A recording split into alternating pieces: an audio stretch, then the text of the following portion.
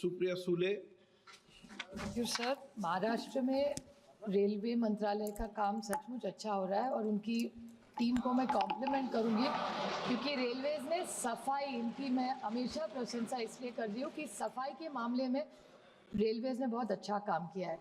लेकिन महाराष्ट्र में नीरा, जेजुरी, बारामती और दौंड, इस सारे मेरे निर्वाचन क्षेत्र में जो स्टॉपेजेस है सारे वो पूरे कम हो चुके हैं। दौंड का मैं उदाहरण दूं आपको, वहाँ 80 ट्रेन रुकती थी, आज 40 ट्रेन सर रुकती है और वो बहुत बड़ा जंक्शन है और वहाँ का पूरा इकोनॉमिक सिचुएशन, इसमें अगर आप ई क्वेश्चन थे socio economic benefits anticipated in this state.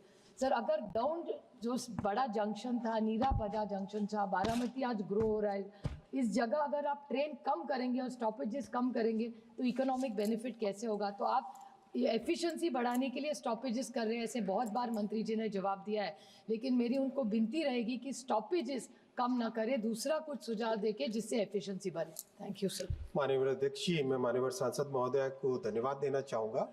आपने प्रधानमंत्री श्री नरेंद्र मोदी जी के नेतृत्व में रेलवे का जो काम हो रहा है उसकी तारीफ की, उसको आपने सराहा, इसके लिए आपका धन्यवाद। माननीय अध्यक्ष जी, मैं ये कहना चाहूँगा कि पुणे दौंड एरिया इतना महत्वपूर्ण एरिया है कि उसके लिए टोटल एक नया मास्टर प्लान बनके बहुत ही अच्छा एक प्रोग्राम बना है। पुणे की कैपेसिटी को डबल करने के लिए उरुली में एक मेगा टर्मिनल बनाया जा रहा है। पुणे जंक्शन को टोटली रीमॉडल करके रीडेवलप किया जा रहा है। शिवाजी नगर स्टेशन को टर्मिनल बनाने की प्रयास है। फिर पुणे से लोनावला के 3rd और 4th लाइन बनाने का काम है। फिर अहमदनगर से पुणे का नई लाइन बनाने का काम है। तो ओवरऑल उस एरिया के लिए बहुत सारा डेवलपमेंट करने के काम हाथ में लिए गए हैं और प्रोग्रेस भी बहुत अच्छी है। माननीय अध्यक्ष जी, महाराष्ट्र में अभी करीब 1,64,000 करोड़ रुपए का इन्वेस्टमेंट रेलवे का विभिन्न प्रोजेक्ट्स में हो रहा है और इससे महाराष्ट्र के रेलवे नेटवर्क का टोटल ट्रांसफॉर्मेशन होगा।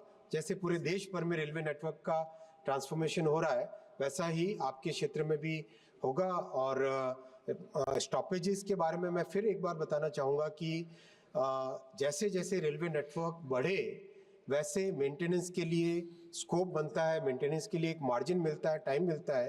तो उसके हिसाब से स्टॉपेजेस भविष्य में जैसे नेटवर्क बढ़ेगा वैसे स्टॉपेजेस पे रिकंसिडरेशन किया जा सकता है।